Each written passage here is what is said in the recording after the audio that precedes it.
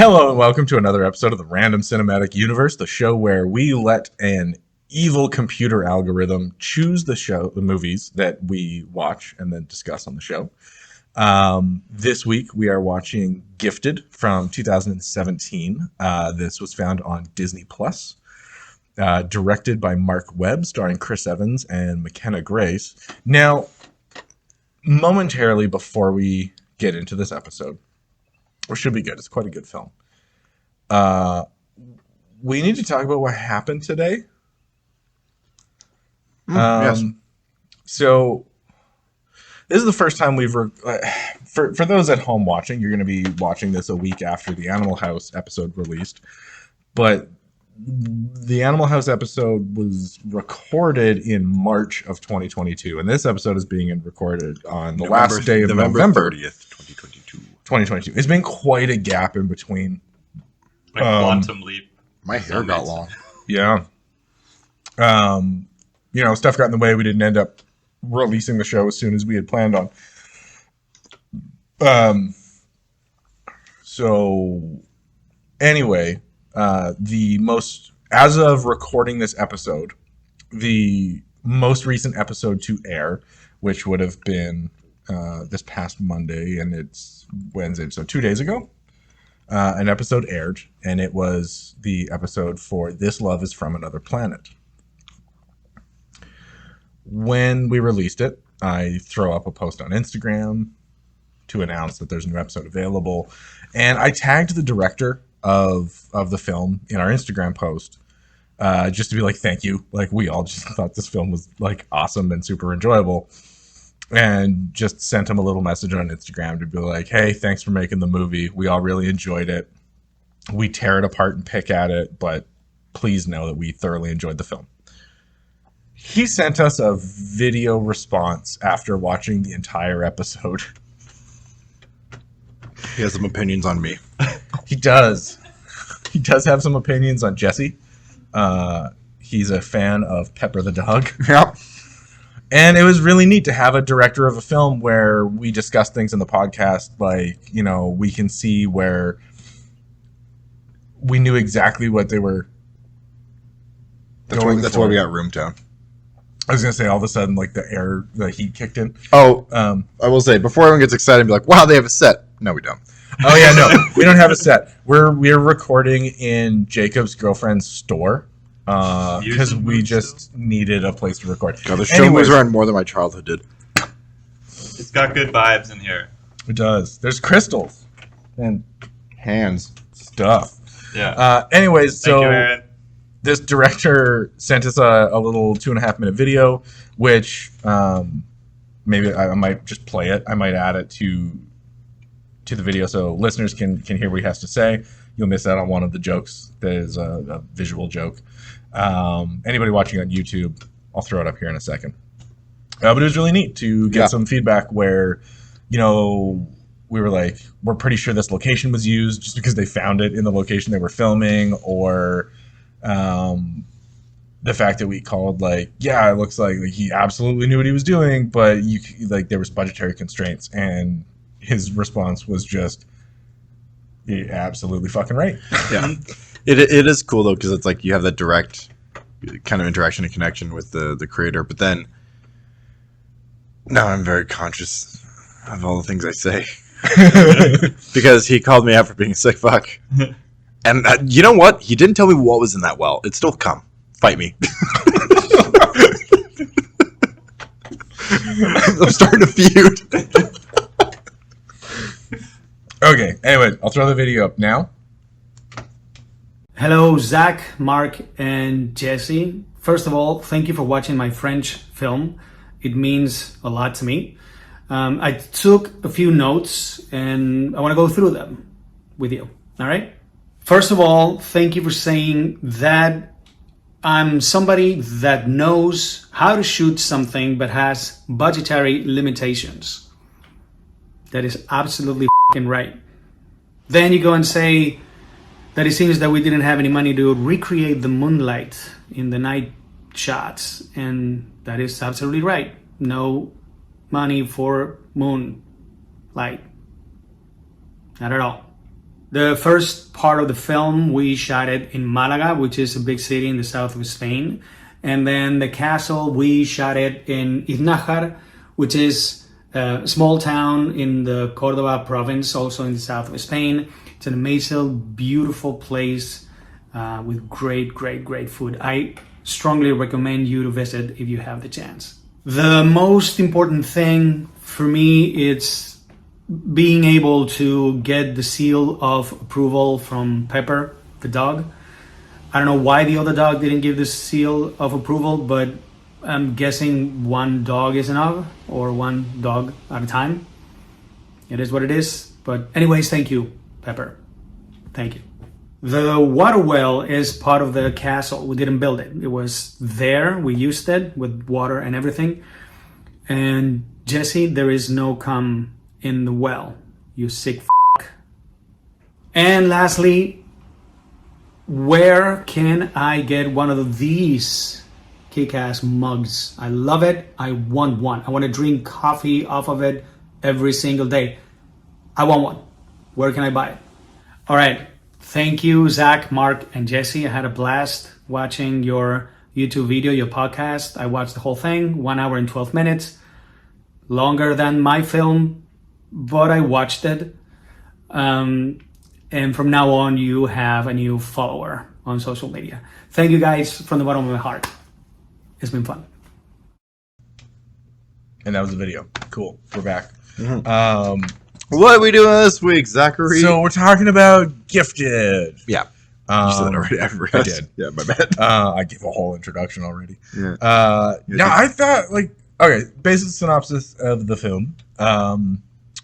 Chris Evans is Frank? Yes. Yeah, Frank. The Human Torch. Yeah. And Captain America. Yeah.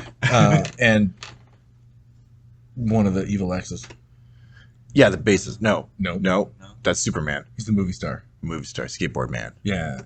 Yeah. Can't remember his name. Chet. Anyways, he is the guardian of a 7-year-old girl who is his niece. Played by Who, McKenna I know, Grace. we have spoilers. You should know by now. Guardian of his 7-year-old niece, who is a math prodigy. And he's been raising her, and he wants her to just grow up as a kid. Like, that's all he wants. He just wants her to have a childhood. The reason that he's her guardian is because her mother commits suicide.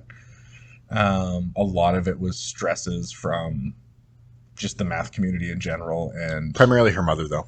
yeah, a lot her mom. Yeah. So we should clarify for a second. We meant to record this a little while ago. 18 weeks ago. Yes. Where we had all watched the movie. And so I was able to rewatch it entirely today. Zach, you were not able to. I was only able to rewatch it with the first 35-ish minutes. And I'll let you guys decide how much I watched. None. Okay. So, oh god, I'm steering the ship then. Fuck. Well, but basic synopsis is the kid gets found out. The principal of her school is like, this is absolutely not okay that she's not in a school for Kind of. The gifted. The principal's not so high and mighty. The principal's very much like No, but I it's got to that her- far where she's just like, find me all the paperwork on this child you can. Yeah. Because she's trying to find another family member that can force Frank to send this kid to a better school. But it's not so much about like the betterment of the kid. Like that principal is in it for herself to be like, I found the kid. Yeah. Yeah. Absolutely. That's what I'm saying. It's not altruistic in nature. They want to be Usher. Yeah. Yes. Yes. Bieber is a math genius. Oh man, what an inflammatory statement. Yeah. So then comes to term that the mother finally finds them, the grandmother, I guess, of Mary. Yeah, well, at least synopsis wise. Yeah. So the grandmother tries to take the granddaughter away because she wants to put her in this like Oaks Academy, and push her down the same path that the girl's mother went down. Frank is fighting it. They go to family court. Family court sucks.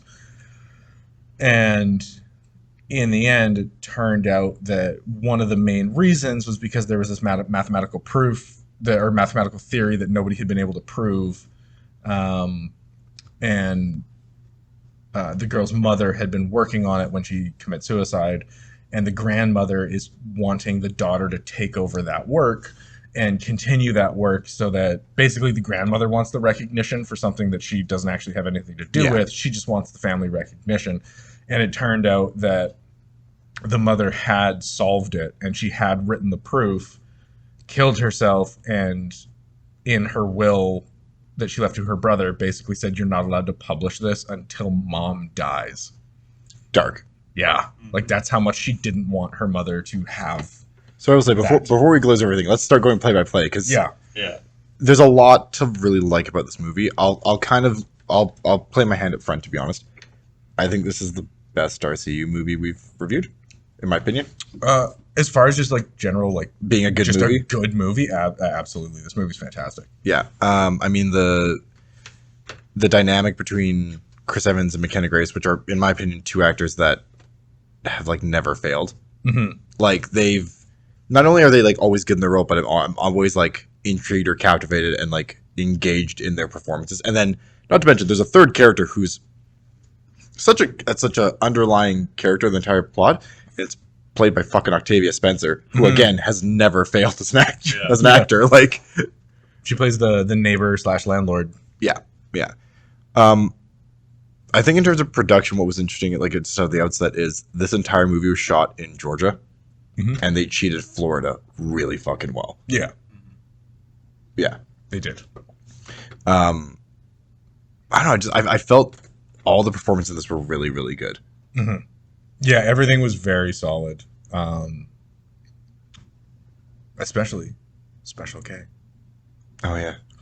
So there's a product placement just like right out of the gate in the movie. Where's the special? And he's just like, I made you special breakfast. And she comes out and it's cereal, and she's like, where's the special? And he just like turns the box of Special K directly at camera.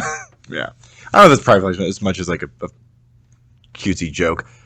I'll say that like the dialogue in this, the way it's written, is it writes smart people as smart, and not like, this thing sounds so pretentious, as dumb people writing smart people. Like, so much of the dialogue is so fast and understated, and like the jabs and everything, it's not like it's very like, It's not the Big Bang Theory. like Chris Evans rolls lines, which is part of the performance, but like rolls lines off of like some of the shit that he like the fight between him and his mom at like the restaurant or whatever.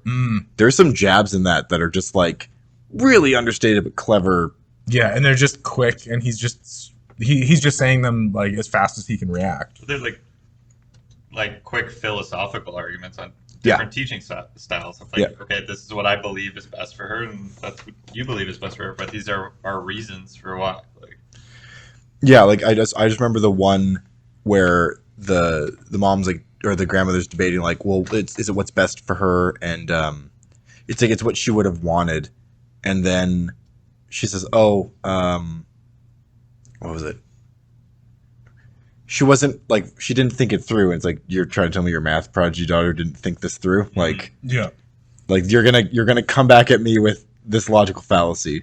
yeah, And I think that was actually a nice thing, is they played him up as kind of an everyman who kind of was like the black sheep of the family, but then he in his own right was like a philosophy teacher at Boston University or something like that. Yeah, he was also incredibly smart and Yeah. like well-educated and intelligent. I also loved a character thing of his where there's a scene early on, like the first day when the girl gets kicked out of school for yelling at the principal, and they take the boat for the test drive, and then they go to the beach. And also, it's great that they bring the cat to the beach with them. Yeah. Because he likes the sand. Oh, Fred the cat. Fred the cat's such a gem. Fred the one-eyed cat. What an expensive cat to have on a movie set. Yeah. It's a CGI Also, replacement. I had notes of, really? Kids and animals again? Yeah, kids and animals. he was Kids key and animals. to the plot. Like, He was actually. He was key You to would the never plot. would have found her without the cat. Yeah, because the whole thing is he goes. Oh God. He goes to live with, or she goes to live with Ted Wheeler, and then Ted Wheeler gets rid of the cat because the grandmother's allergic to it. Yeah. And then that's how they find out that Evelyn's like doing some shady shit behind the scenes. Yeah, because she's allergic to the cat. Yeah, the daughter's supposed to be with foster parents. The grandmother isn't supposed to interfere at all. And they discover that the grandmother is there because they had to get rid of the cap. Yeah. And she's the only one who would have caused them to Which, get rid of the by cap. the way, I gotta say, that foster family was suspicious immediately only because of the actor who plays the dad. Yeah. He was the guy that plays Ted from Stranger Things, the absentee father in the Wheeler home. Yeah. But anyways, there's this thing that Chris Evans character, Frank, does. And when the kid asks, like, would my mom want me to go to that school? And his response is, I can only guess. Yeah. And then later on, the teacher's like, are you sure you're doing the right thing? And he just looks at her for a moment and goes, no. Yeah. Like, just completely, like, he's very... Well, it comes back from his philosophy thing, which is logic and reasoning, right? Yeah. Like, whenever he's asked those questions, he's not just going to give no, this is definitively the way it is. He's like, are you sure? No. Yeah, like all the times he's on the stand, he'll answer very binary, except for all of the questions. Which, by the way, I'll talk about the trial in a second, or like the family court, because kangaroo court. Anyways, that whole thing was like, if I'm going to say a plot point is iffy, that's the one. I'll say it's a very strong script. In fact, I think I was looking into it. This was for a while in the top 70 of the Blacklist, which is how do you describe it? A program or like a... Yeah, it's a website where writers can submit their scripts. You can have them evaluated by Blacklist staff, where they read them, give them a rating. And then there's a certain bracket of, like, if you get over an 8 out of 10, it's fantastic. And then you get added to, like, a big blacklist. And then there's also, like, it's not the biggest blackest list. Okay, thank you. But then if you can get into, like, the top 100, that's actually a huge source for producers looking for films to make, is they will come and look at this blacklist and they'll pull scripts. And every year they release a, like, top 10, top 50 best unproduced screenplays. Yeah. But no, like, I think a lot of the characters have internal logic, but then maintain it. And even when they have like changes or arcs, they aren't like full reversals. They're just kind of like Frank at the end is the most obvious one, but he does concede that, okay, we should nurture this intellect and whatnot. But he's still like, no, she's being a fucking kid though. Yeah. Like the final scene where he picks her up from essentially university and then takes her to go play on the playground is like such a great little like, she's a kid. Yeah. He's like, he didn't want her to lose her childhood like his sister lost her childhood. Wants a well-balanced child. Weird. So back to the beginning of the film, the first day in school. Yes. First 2 days in school. The kid that just looks at her and she just looks up and she's just like, pull yourself together. Yeah. So much snark. And then the next day they get on the school bus and that same kid that she said that to, he's carrying his diorama and some older... Full of animals. Some older kid trips on it and he falls on it and crushes it.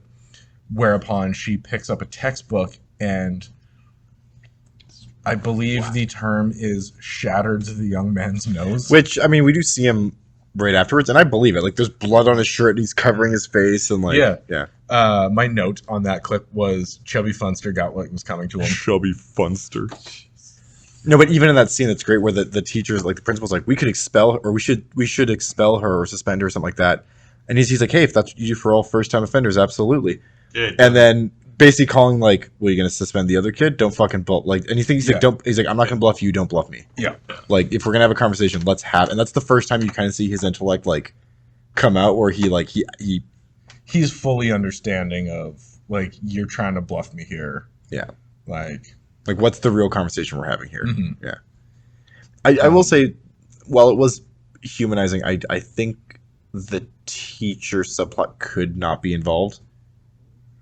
The love interest, to a degree, like, yeah, she's the one that sees the ad for Fred at the end and stuff like that. But for the most part, she's kind of, I guess, she's there for the audience to get stuff explained to them.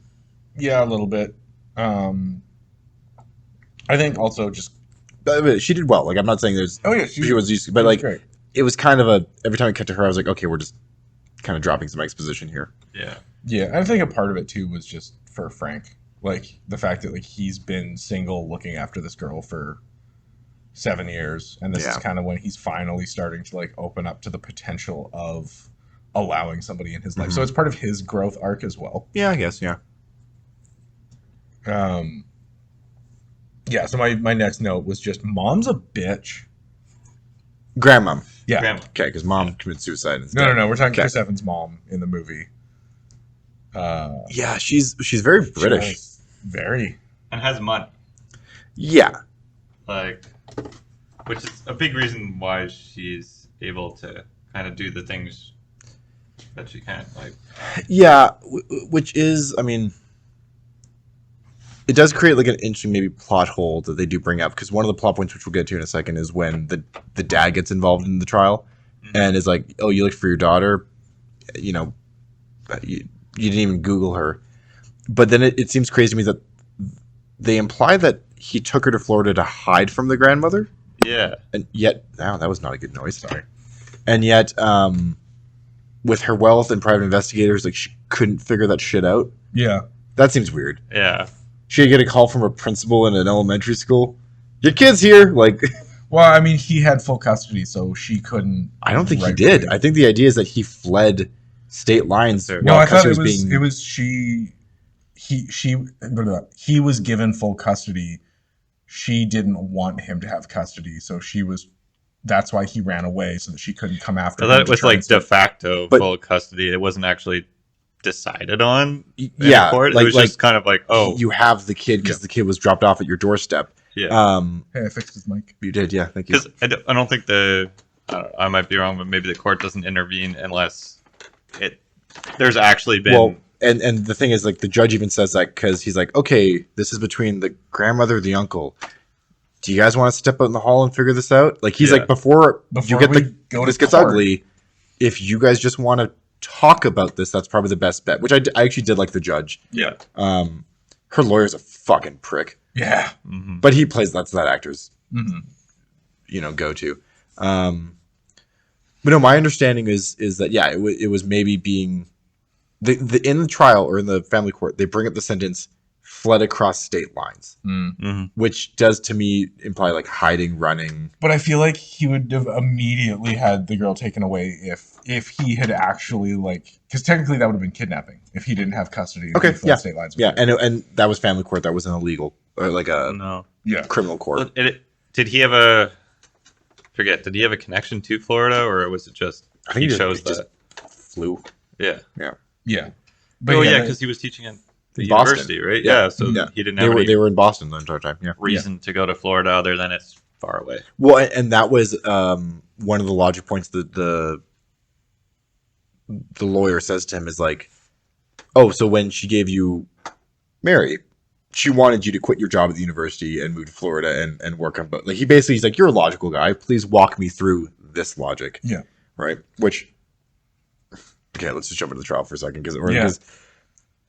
the bad faith arguments on both sides, by the way, Mhm. this entire trial are crazy to the fact that like the judge at the end when like they're like both sides are like, oh, we might lose. And it's supposed to be like, oh, they both got good cases. It's like, no, you both got bad cases. Both of you Yeah. have shit cases that nothing's gonna work. Like the only like legal moment I think really works is when the mom tries to bring the dad in as like a legal guardian. And Right. and Oh, the lawyer God. brings the laptop up and he's like, you looked for her. He's like, absolutely, as hard as I could. He's like, Google her name. And then as he goes, he's like, oh, actually use her middle name because it Yeah. might narrow it down some more. And he pauses and he's like, it's Eileen. Like, so the dad doesn't know his for fucking middle Yeah. name. And he's like, go to page 2, first result. And it's like, where she is, Yeah. which it was a plot hole, where she is, a picture, and everything. It's like, okay, so again, the mom probably could have found her, too. Yeah. Yeah. Grandma. But the dad did Grandma, not try. yeah. And it was established early on that like Absentee father. that the sister got pregnant and that guy took off like a month into her pregnancy or like Yeah. a month into Yeah. after she was born. No, I think he wasn't even there for the birth. Hmm. Because the brother, Frank's like, this was like when you were born, I was there. Yeah. Like, he was happy, which I did like that scene in the hospital. Mm-hmm. Yeah. But the other two arguments, one was, what was it? basically trying to Frank's lawyer's trying to imply that the first suicide attempt the daughter had was caused by the mom being overbearing, and then that was going to happen with Mary as well, which is such a bad faith argument. Oh, Yeah. And then Evelyn's attorney, when he's attacking Frank, also goes into this like, if you don't feed her intellect, she'll grow up spiteful and resentful and be angry. And like again, Well, I think conjecture, like Yeah. pure conjecture. I think they were trying to draw it to, oh, like, look, she was violent at school. Like, Yeah, that's because she's so much smarter than everyone. And, like, to my own personal experience, not saying I'm super smart or anything, but my brother was 8 years younger than me. I got so frustrated and angry that he didn't understand or learn quick enough. And Yeah. it was just, like, the, like, frustration that Did you built bop up. his nose with the textbook? Probably. No. No, and then that's But even, it just, you know. that's even something with like my own children. Like when there's things which is like, how, like, why can't you figure this out? Why can't you learn this? Yeah. And they just have to take a moment and be like, Take out the textbook. she's 5. Yeah. Mhm. Like, we're trying to teach her to play Mario the other night, and she's not hitting the jump button. That video you sent was amazing. I sent a video of like, okay, Maddie, do you remember which buttons you were supposed to push? Which, in fairness, was because we're playing on the Wii, it was the buttons to like reset a new game. Yeah. And then the game starts up, and I'm pointing the camera at the screen, and she just runs straight into a Goomba. Yeah. But I can understand that sort of, yeah, if you're not at the same intellect level or like in an environment day after day, Which after is day, fair. everyone around you seems like they just can't keep up with you, then yeah, you're gonna, I think, But the situation he uses of the bully getting hit, like, doesn't even allow Frank to be like, yeah, but that's because he tripped a kid, which yeah, is factual. it's unrelated. And she hit him and was defending him. Like, yeah, and then they're like, you were arrested for assault. It's like, yeah, a drunk guy attacked me. He's like, but you spent a night in jail, right? He's like, yeah, but you're like, But a drunk guy attacked me. And the I fought details back. don't matter. Yeah, yeah, that's what I mean. Like, so like they're trying to paint this like, basically trying to defame like each other's character. Mhm. And in that case, as a judge, I'm like, I don't want either of you to have the kid because Yeah. you're using such dirty, disgusting tactics here. Which I guess then the compromise is like the foster family, which is all orchestrated, lies anyways. Yeah, But which like was Frank's lawyer in on that too, or well, he didn't seem like I didn't think so. fully on his side though. Yeah. right. Like, no, Frank's lawyer definitely seemed to just be like, I don't care much. Well, Octavia Spencer's character is one of the best lines, which is like, are you even going to try to like win and fight? He's like, I'm trying as hard as I can. She's like, you didn't even get a white lawyer. It's such a good line. I'm like, how hard are you trying if you can't even get a white lawyer?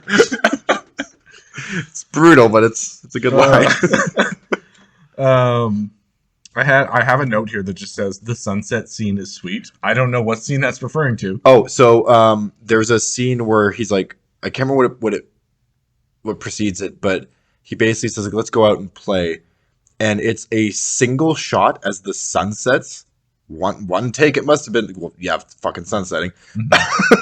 Reset the sun, please. But like they're silhouetted against a gorgeous sunset, and like she's climbing on top of him, and like they're talking about God and religion and stuff like that, and yeah. like she's just questioning, and he's like answering her very. It's like a good blend between a frankly, but it's like a good blend between like a parent answering things where they don't want to demystify the world, but also being realistic, because she's like, is God real? He's like, I don't know.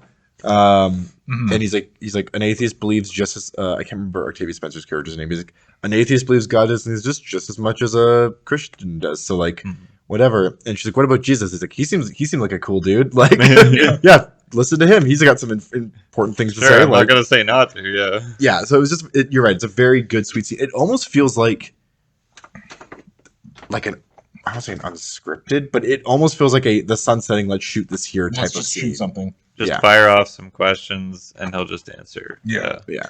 And And it feels like there was a decent amount of improv lines, like when they get on the bus and she's like hesitant to go up. He's like, go meet some friends. You can borrow money from them for the rest of your life. go meet a bunch of people you could borrow money from for the rest of your life. Yeah. My next note was just Frank is gonna fuck Bonnie, And then he did. and then he did. Yeah. Which again, Jenny Slate was a very good first grade teacher. She played that role pretty well. Well, and I believe I was reading that her and Chris Evans actually started dating after this movie. It wasn't very long lived, but they actually you can tell they had really good chemistry on screen. Yeah. My next note, which is great, I even put a little smiley face with tears coming out.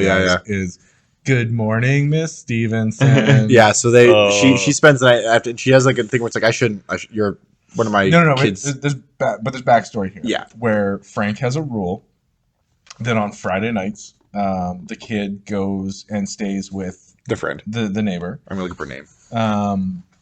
She goes and stays with the neighbor, and that's Frank's night to go to the bar, potentially bring somebody home, and the girl isn't allowed to come back to the house until a certain time in the afternoon. But she forgot a VHS tape, I think, a movie. So she sneaks back into the house to get the movie and runs into her teacher who's wearing she wanted to watch Ice Age. It's not directly mentioned, but that's what she was after. It's on later. In which case, Frank has a little bit of a freak out on her. Well, she just wouldn't stop playing with her goddamn Lego. Also, I have the note, even Captain America isn't immune to stepping on Lego. He is not. And he committed to stepping on Lego. Oh, yeah. Yeah. That did not look like it felt good. But he has a little bit of a freak out on her. And, again, it's one of those things you understand. He just has this outburst of, this is supposed to be my time. I need to get to live my life, too. I mean, he's mean. It comes off as mean because it's an emotional, in-the-moment reaction. But it's his... there is that underlying frustration there that, his sister showed up at his door 7 years ago, commit suicide, left her infant daughter there, and now he's been spending all this time raising 7 years, I think it was 6.5 years that he's been raising this child without a life of his own. Yeah, and then the one night that he's supposed to, the one night a week that he's supposed to have to himself got interrupted. And probably the one connection he's made with somebody in a while, maybe. So, yeah. Then I had the note for, the mom trying to push the kid down the same route. And it was just hey, my kid was driven to suicide. Let's send my granddaughter down the same path. Yeah. I apologize. A work text has just come through, and I'll block out for the next 5 to 10 minutes. Continue. Oh, it's a serious one then. Goodbye. Yeah. Can we zoom in on the camera? No. Oh, I was not sure where that hospital scene was going. So I think this is after he's trying to apologize to her for that argument. Okay. And he takes her to the hospital, and they just wait in the waiting room. And you're what's going on? The parallel with her own birth. And right? it's watching the doctor come out and announce that the baby's been born, and the family gets all excited and they want to go in and meet the baby. And he's see, that's what I was like when you were born. Yeah. But it's a very I don't know, jarring switch of what are you doing with the scene? Where are you going? Yeah, and it's because it's just they're just sitting moment. waiting in the hospital, and you're what is the point of this? Who died? Who got hurt? Around? And it was just him waiting for a baby to be born to show her that moment, and then they choose to sit around and wait for the next one. Oh yeah, because she enjoyed it so much. Yeah, and she's let's wait for another one. Yeah, which is a cool moment. I don't know that actually works in a hospital. Whether you can actually do that. I mean, I know in the Vernon Hospital, Nina's been there. That you can just go into the initial area of the emergency room, and there is just a waiting area there, but that is nowhere near where babies are born. Oh, no, right? And they definitely don't.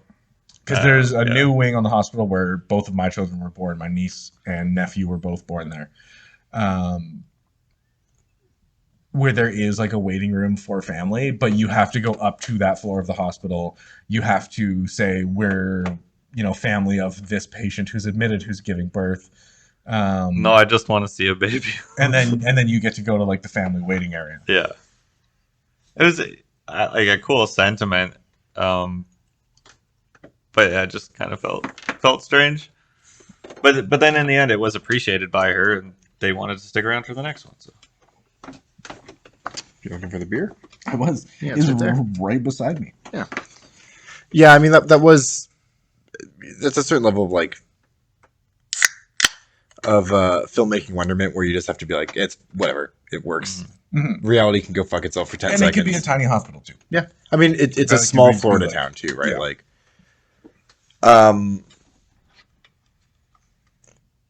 yeah, I mean that was a good like moment because I will say the dad being absent thing, I think they handled it very well. It could have been overly dramatic, but I think it was just the right amount of like her being upset that the dad was in town to be on the stand and not wanting to see her and right.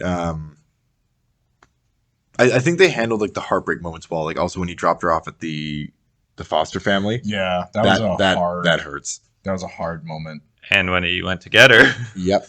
Yeah.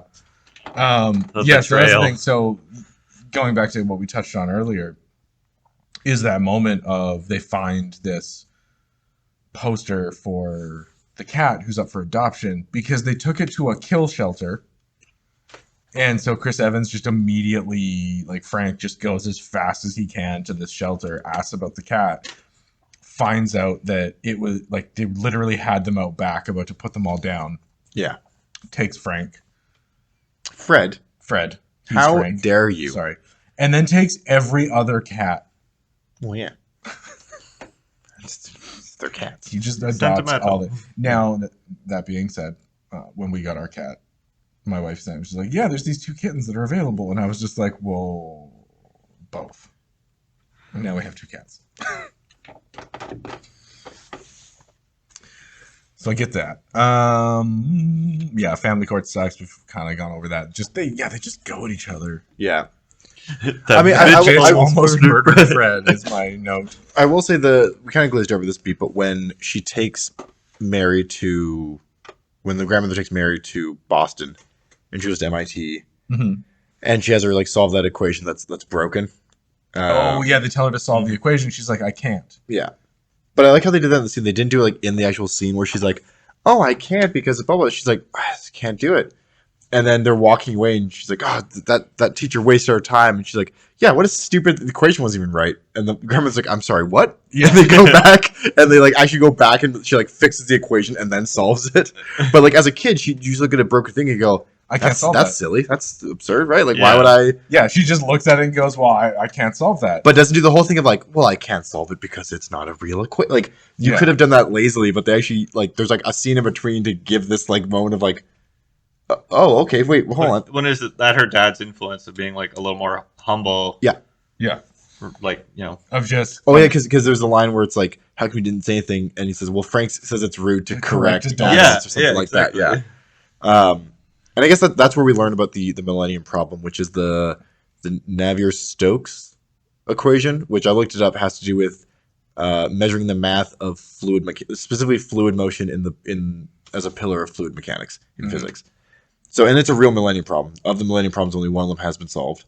I googled those after too. Yeah. I'm like, is this some made up thing or is this real? Oh, nope, it's real. That and see with the Trachtenberg method. Trachtenberg method, to problem solve or to fast calculate, which is wild. Yeah, fast. Yeah, it was developed by a guy who's in a Nazi concentration It's funny. camp. I read it and I read the kind of outline of how to do quick calculations in your head. And I was like, this is kind of cool. I got like multiplying by 2s. I was like, oh yeah, cool. I understand that perfectly. Yeah. It's like multiplying by 3s, and then it got big, and I was like, nope. Like the math, like it's like, oh yeah, you kind of do this, factor this, like you carry this over, and you basically do a bunch of micro equations to then add up to the total equation. I'm like, absolutely makes sense. And then when he goes into multiplications of like 3 or more, I was like, math got scary. Math got scary. I don't like it. Big numbers. Big number. This whole podcast precedes big. Yeah, this is the first episode to be recorded after that incident. Big bird. At some point we'll go into that.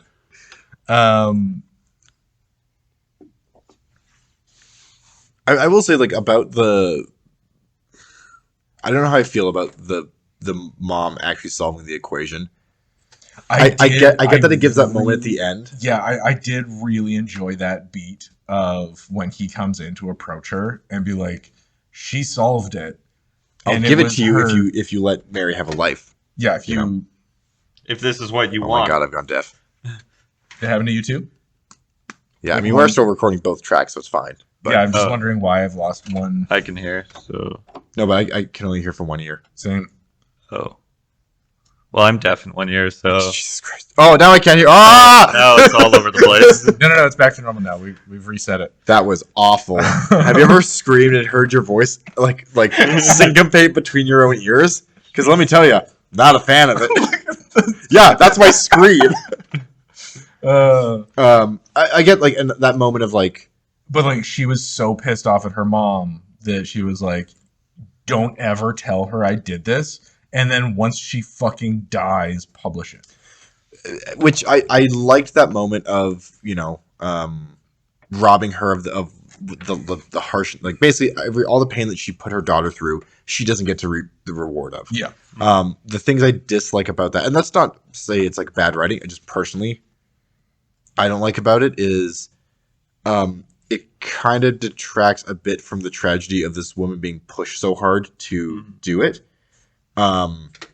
that she commits suicide. Like she feels like she has to kill herself. Mm-hmm. But then the other side of it that is difficult or like that I dislike is then he goes even to the fact that like Frank's like I walked into the room and she was on the floor with paperwork being like in tears because she's like I solved it and I don't know what to do now. Yeah. I don't know the purpose of my life anymore. Mm-hmm. Which again fixes the suicide motivation for me. But then you need to not knock the fucking that off. No, you you almost kicked I know. Yeah. My foot got caught on the car. But then it to me betrays the releasing it in the end anyways. Like it I can't articulate what I disliked, but something didn't sit right with me on that one.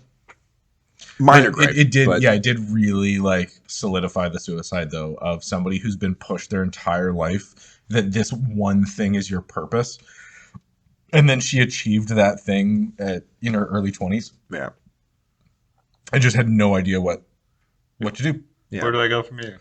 But Maybe there are 5 other unsolved. Yeah, or problems? she could have bought a cattle ranch. Yeah, Like Walter. but what?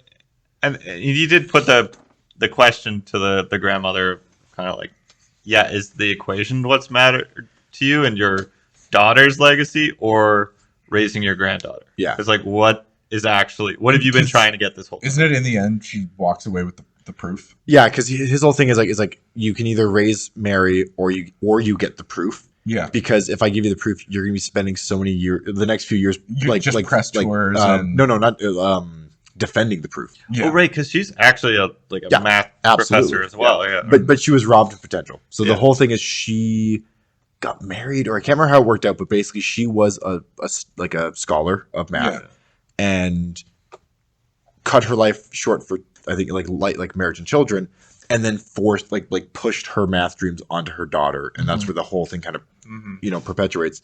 And so the idea is like you can get the proof and the legacy and the hard work, or you get married to work through that and hope she does it too. Fucking pick one. Mm-hmm. And of course the grandmother picks the proof. Yeah. Which I don't know. Obviously, they didn't solve the equation for this movie. That'd be wild. But like, I don't know the validity of some of the math. I know they had a math counselor, or however you want to call it, because he's actually Consultant. the consultant. The teacher at the end class is the math consultant. Okay. The one that's doing the equation on the board while she's Yes. watching from the Oaks Academy or whatever. Is actually the math consultant on the movie. Yeah. Yeah, I had a note here that was just great makeup work on Frank's fingernails, because the thing is he's moved down to Florida and he becomes a boat mechanic. Yeah. And in every scene, he just had that perfect level of like dirt and grime in his fingernails at all times. Yeah. And there's movies that we've worked on where there's these dirty, grimy characters and their hands are pristine. Like they just get missed, forgotten. Sometimes it's a time constraint. Like we just don't have the time to have them in the makeup chair to do their hands. But it's such a good added little detail. So props to the makeup team on this film. I noticed. I think we've hit most of the story beats. You should tag the makeup team. No, Get a response. guys. Lightning hits a bottle once. Okay, let's not overdo it. No, lightning gets trapped in a bottle, not hits a bottle. Well, it has to strike the. How do you? You capture lightning in a I bottle. know what you do, but how do you capture lightning in a bottle without it hitting the bottle? I don't know. That's the mystery. Fuck.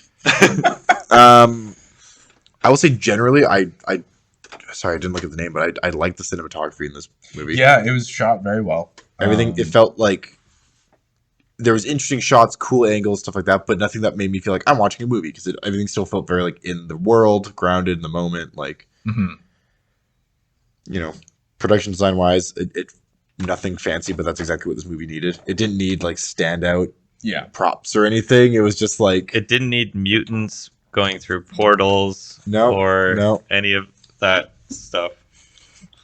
No, it was exactly what it needed to be. Are we gonna talk about that? What my original plan was?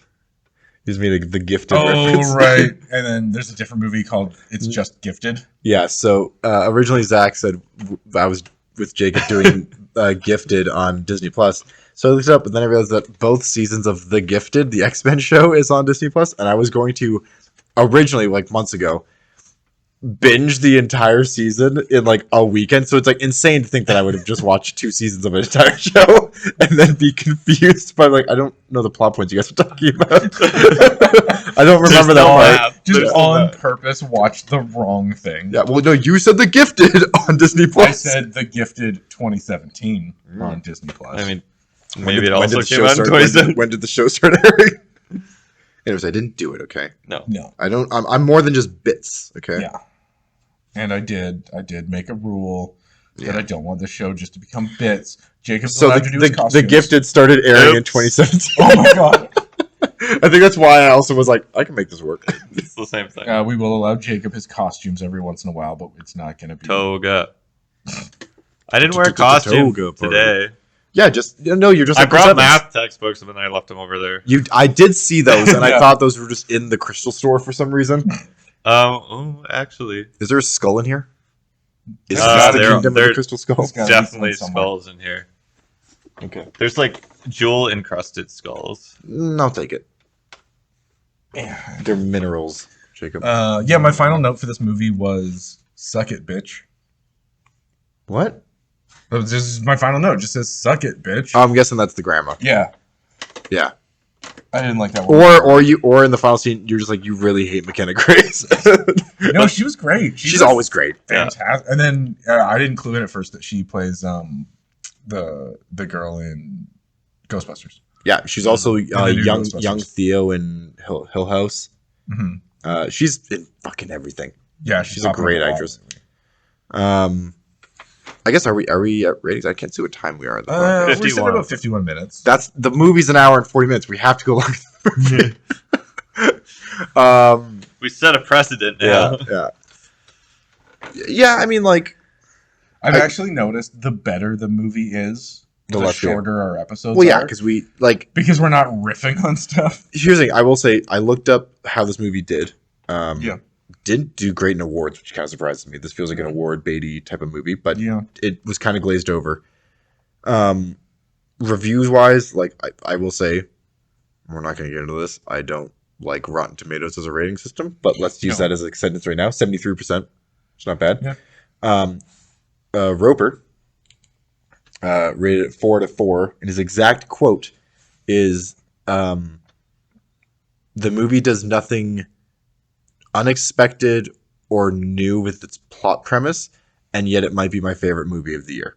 And that's kind of the best description of this, is that the movie is everything that happens is pretty much as you think it's going to happen. Yeah. But the execution between performance, dialogue, tone, everything is just... It's done really well. It's good. It's a basic premise done very well. Because I think we must have seen handfuls of the Prodigy storyline. Well, and then even that, what Viggo Mortensen is the Captain Fantastic, is that what is where he has a different method for teaching his kids. Yeah. He's keeping them out of school. He's got his own philosophy on that, but he's fighting, to keep his children.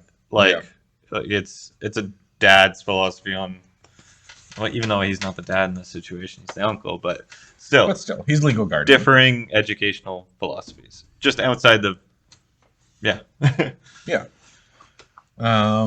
Overall, Jacob, technical rating and entertainment value rating. I feel like my technical rating most of the time does not really mean a whole lot because I'm not really great at analyzing that kind of stuff. But I'll go 9 out of 10 on both. Yeah. There you go. Jesse? Yeah, I'd honestly give it pretty similar. I mean, there's nothing to really criticize this movie on. And again, like I always aim off what they were aiming to do, right? Like you got to judge a product off its intention, right? Mm-hmm. And creatively, in terms of someone continuing a story, I was engaged the entire time. I was interested. Again, I would say this is probably one of the better movies we've reviewed on this podcast so far, if not the best one. So I'd give that, 9 out of 10. And then technically, again, it was just well done. It's a bunch of people who knew what they're doing, did it well in a timely manner. Like movie made. Congratulations, 9 out of 10. Yeah, I'd say same thing. Like technically, like there were no flaws in how it was and how it was done technically. So same, like 9. There was that one backgrounder eating a chicken sandwich in the background of the restaurant scene that distracted me with the sunglasses, but that's a whole different thing. I'm sorry, a BG was eating the food? No, that's the thing. He was doing it badly. He was doing this. Yeah. But he just kept on like fucking... Just to hold food up to your face and lower it again? No, it's like he was fucking Ray's brother from Everyone Loves Raymond, just tapping food against his chin all the time. Entertainment value, I'd probably say it's around like a 7.5, 8 for me, just because, like you said, it's nothing new. You knew where the story was going to go. I enjoyed it. Like I had no problem sitting down and sitting through the movie, and I think it's a great movie. I don't think it's like a 9 out of 10 movie for me. Because you have to factor in like rewatching. Like, yeah, would I ever watch this movie? Like I don't. I did. I'm not. No. Oh yeah, you did. I have movies I would rate like 9.5 out of 10 that I never want to see again. Yeah. Like Grave of the Fireflies. And some other, basically anything by like Darren Aronofsky, Lars von Trier. There's a few directors out there which is like great movie, loved the movie, never gonna watch that. So Neil Breen movies, No, it was a good movie. Like this thing is just a solid movie. Like watch it with your family. Like it's a good watch it with a different family. Find a family, watch it with them. A blended family. Go find yourself a new family. Watch this movie with them. Watch it with a math professor. Now, This episode should be coming out December 19th, I believe, is the air date. It is going to be our last episode before we go on kind of a break. We've got Christmas, New Year's. This is the last episode we're recording for the year. We will be back in the new year. The next episode, when we are back, is In Dreams, which I believe Nina and Marc will be in for that episode. And then we've got some, and then we're getting closer and closer. We're getting close to the one I don't want to do. Nightmare. Man, I don't want to give it away, but fuck. Jesse's really upset about one of the movies he has to watch, and I'm upset about the movie I have to about that movie. Let's hope the director chimes in for that one. Not the director, the writer. On 3 different occasions, I have, before it came up in the list that the algorithm gave us, I've tried to watch this movie 3 times. And I've never made it past 20 minutes into the film. Ugh. And now I have to watch the whole thing. So it's going to be interesting. Yeah. So on that note, that was another episode of the Random Cinematic Universe, the show where we let a computer algorithm choose the films that we watch and then discuss each week. I'm your host, Zach Jones. With me today are Jacob Wyman and Jesse Nelson. Hello. And bye. This is the end of 2022 for the RCU, and we will see you next year. Bye. Go solve a millennium problem. Go build a Millennium Falcon. Mark did that. Build a Millennium Falcon. Okay, now I'm curious. So what I did to fix his mic is there's this little dial. If you break my ears again, I'll break your ears in real life. No, but there's this little thing here that's like a negative 10 decibel, 0 decibel. Yeah. And so if I'm talking like this, and I told you! I'm gonna fucking kill you now. I'm just curious. Oh, yeah, that amps up the volume like quite a bit without having to be close. No, just let it run for a little bit. Run. Wow, actually, that's. Much better? I mean, it helped you definitely, but I feel like I can sit further from the mic, and because now if I come up here, it's really low. Now if I come up here, I'm not entirely sure what this one does.